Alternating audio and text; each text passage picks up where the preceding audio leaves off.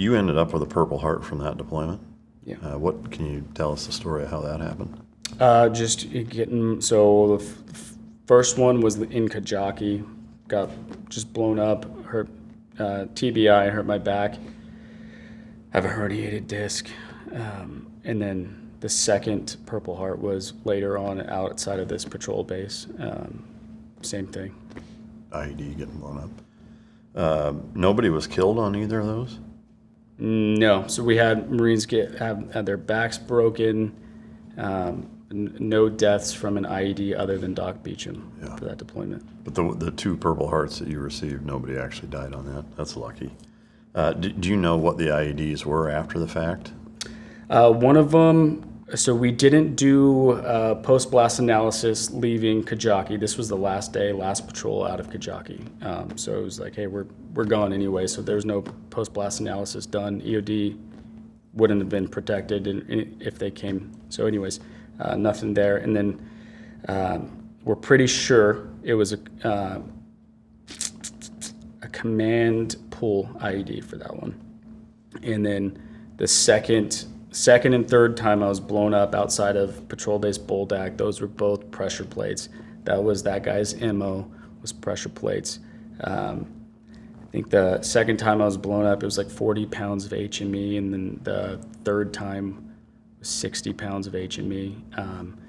He would just use like cooking oil jugs as his container, and then pressure plate. Yeah.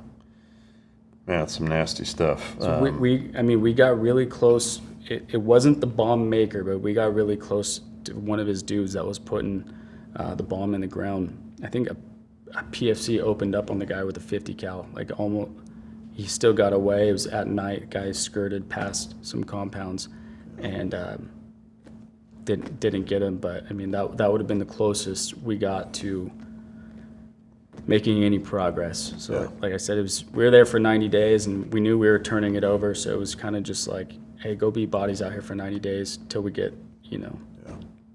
And so on the extension, the very last night you're there, the last patrol, you got blown up. That was before the extension. Oh, I gotcha. Yeah. Okay. That's quite the parting gift, I guess. If yeah, thanks, Taliban. Yeah. I do have a note about a child that you came across that was chained. Yeah, so this was in second deployment in Kajaki. I don't know, maybe I had 2-3 weeks left. This kid had, the kids out there will work for money. So you could send them like, hey, go get me some Mountain Dew, and give them some cash. And a couple of days later, it was like an Afghan Uber Eats. Like he would actually show up with whatever you asked him for. And they could get just about anything? Yeah. That's wild, man. Yeah, so anyways, this little guy, there was a few of them, and this isn't uncommon. It was just throughout Helmand, these kids would work. You teach them English, and they could talk to you a little bit. And so anyways, he was our runner for stuff, and he had told me where an IED was, because kids are super forthcoming with intel. I mean, at a certain age, they're just kind-hearted and don't want people to get blown up at all. Told me where an IED was, and the IED was recovered, and Taliban ended up kidnapping the kid, and they shackled him from one wrist to his ankle, chained him to a wall, and sexually humiliated the kid for a few days, and putting cigarettes out on his back and on his body, and just punishing him for telling us where an IED was, and ended up cutting the chains off this kid, and I took a piece of that chain home with me. Not entirely sure why. Don't ever look at it, but I took some home. But just I felt awful, in some way guilty, but also just fucking pissed off that they would do that to this kid. How old was he? 9, 10. And then, I just felt really bad. And all I had I think, looking back, I was trying to make myself feel better, but trying to make the kid feel better, and I had some MRE Twizzlers in my dump pouch, and I gave them to the kid and asked if, he wanted some medical attention, and he didn't want anything to do with us anymore. He learned his lesson. Man, that's heartbreaking. To me, that piece of chain would always serve as a reminder, not that you'd probably ever have any reservations about what evil looks like and, what the right thing to do is, but I can see why you'd want to take a piece of that as a reminder in that way. So you have no idea what happened to the kid after that? No, and then, I don't know, maybe a month later we were gone anyways. Yeah. But yeah, we didn't see him anymore. And there's a few things that happen with kids out there that, aside from just operating outside of my moral framework, the stuff that happened to the kids just fucked with me the most. I think it's just part of being a Western man and how we feel about kids and life in general. What were those things? What else happened? One of which was a kid was brought up to our outpost, combat outpost, because he had fallen off a motorcycle or something, cracked his skull open, brains were sticking out. So his brother had brought him up to us for like, hey, save my kid, or save my brother. So we brought him, or the docs start working on him, and Doc Schultz at the time is the senior corpsman. So Doc Schultz is working on this kid, and this kid is howling like, how you would howl if you were still awake and someone's stuffing your brain back in your skull. Like, he's just screaming and screaming, and Schultz and the corpsman are still just working on him, and Schultz makes a determination like, hey, there's nothing we could do. Like, I've got a staple gun and some bandage. Like, this kid needs a hospital. So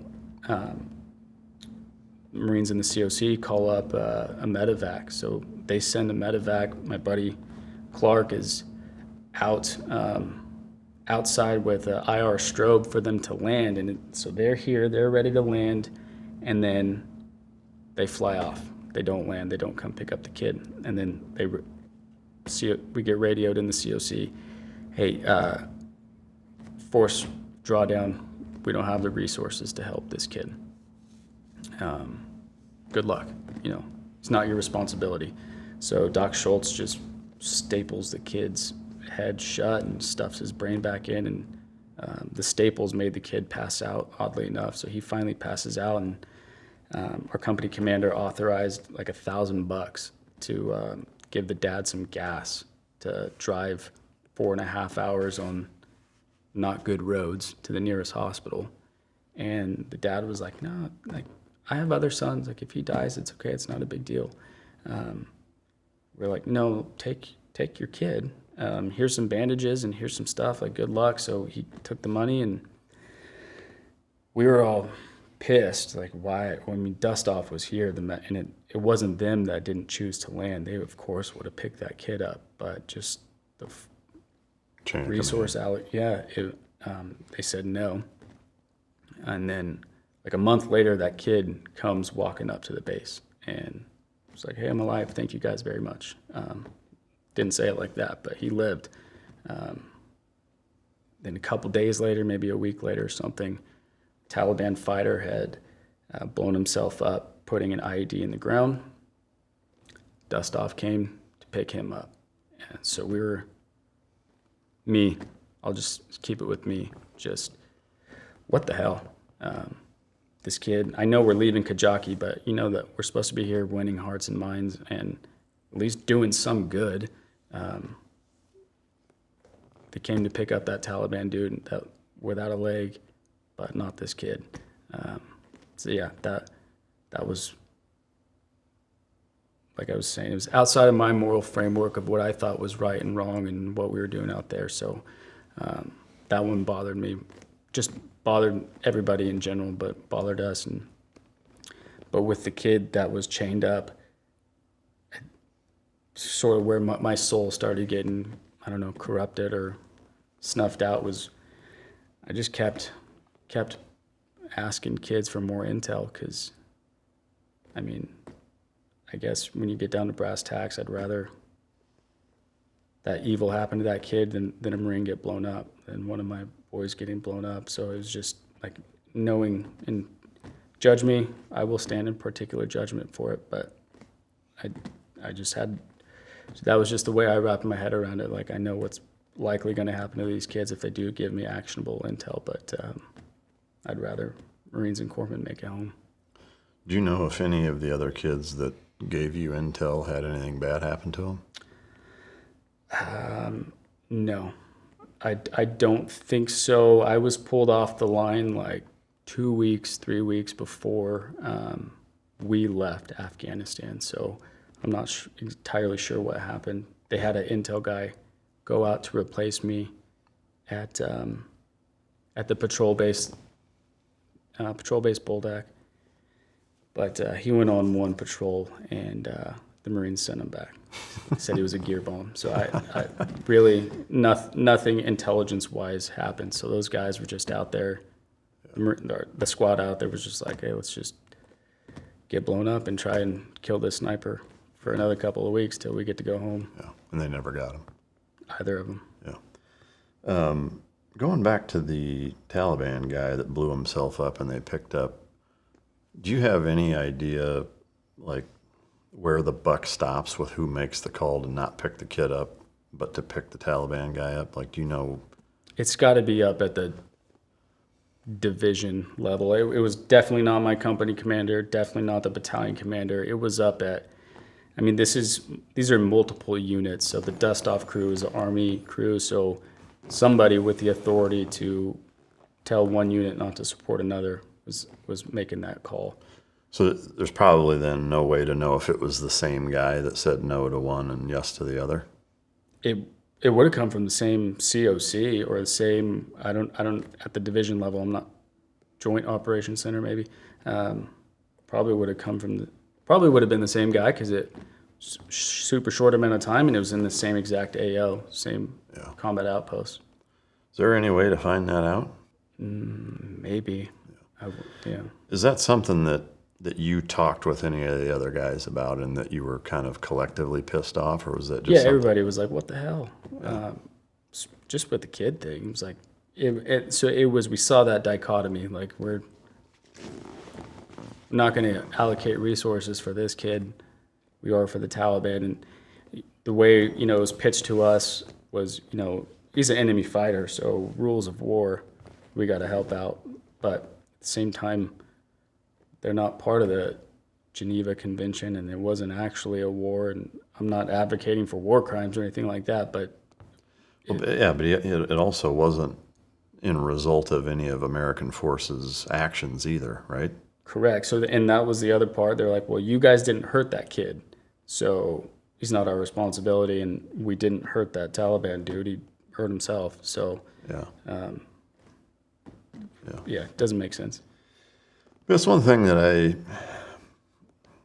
I would say that does bother me about the U.S. military from a hierarchy standpoint is that, like, when stuff like that happens, if there's discontent that's brought up the chain of command, it stops at some point.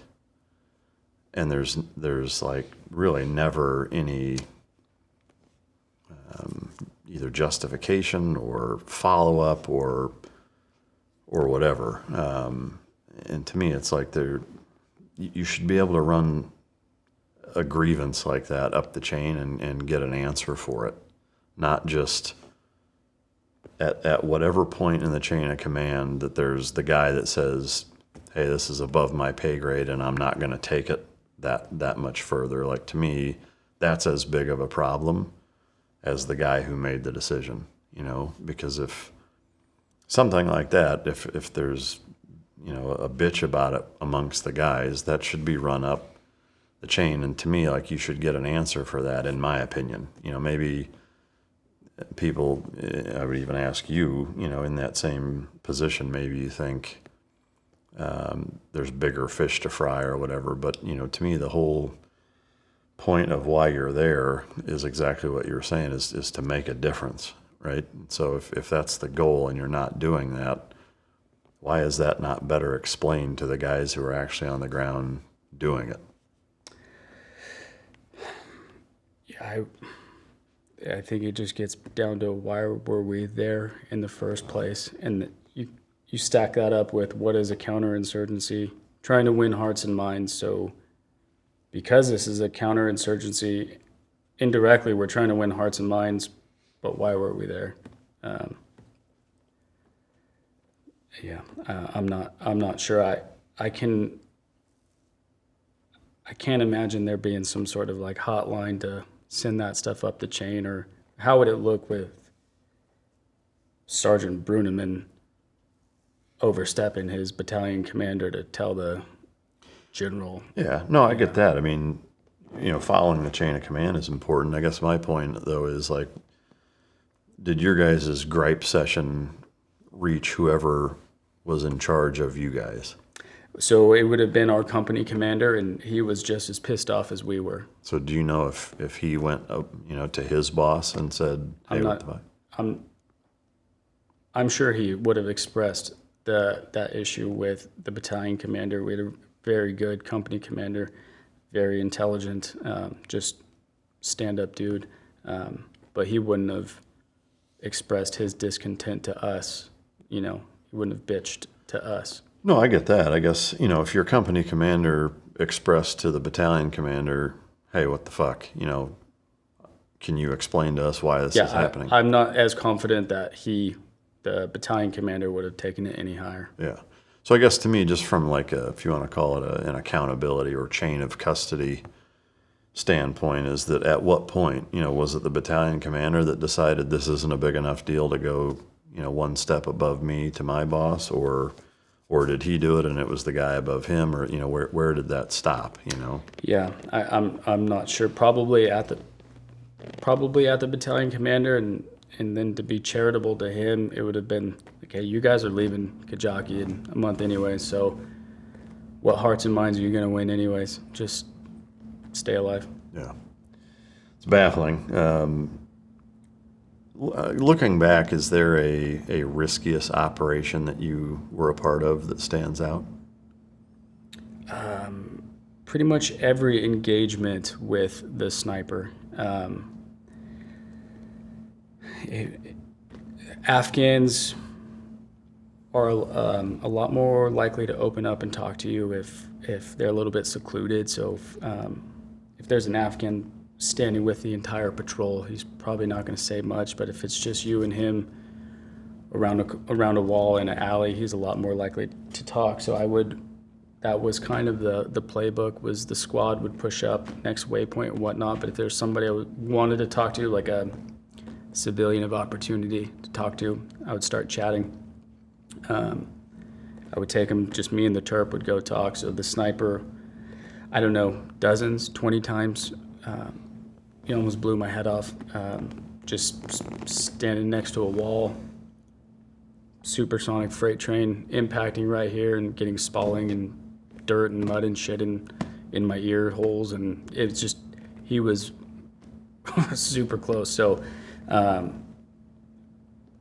I figured I would get shot out of probability. Like, you can't miss that many times, eventually luck. And then to take it to this guy to really try and find the sniper, our company commander got some British snipers. So we could not call for fire. If we saw the sniper, we could engage with small arms. We could not call for fire in the British operations box. So he got us 2 British sniper teams to work with us so they could call for fire in that operations box. So we unofficially dubbed these as Operation Bullet Sponge 1 and Operation Bullet Sponge 2 to just have me out as bait. So we took the snipers out, put them where they wanted to be put, and then we pushed up to the line where we could not cross, and was just out there doing my thing. And I start taking fire. So me, an interpreter and an Afghan, standing there talking. I kick a door in, this guy's own door, kick that in and go into the compound. And it was just me. So everybody else is pushed up quite a bit. So they start working their way back to come get me out. They're saying, can you come out? I try walking out, sniper shoots again. So it was F that, not getting out. The British sniper team, the one that was closest, that would have had a line of sight, ended up being facing the opposite way. So knowing where the op box was, let's say it was where you are, they were looking the opposite way, so they couldn't call for fire on this guy. And it ended up just being one of the gun trucks, one of the fire teams went out to go get a gun truck and park that bitch as close to that compound as they could. And me and the Terp just hopped over the wall, and it was a foot race into the back of the truck. They opened up the back door and got in there, and that was probably one of, like, personally, just me, most intense times was with that. It's just, he was super close to hitting me, and then I tried to leave, and he had that doorway locked down.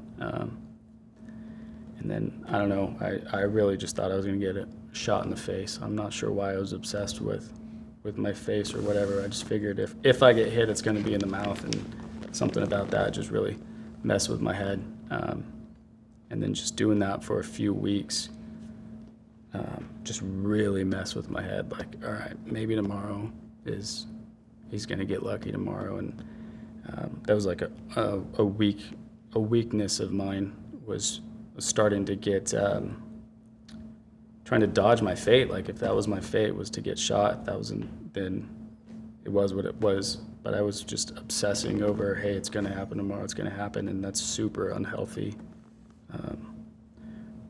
Just on an individual level, that's unhealthy, and I just, it just really started messing with my head.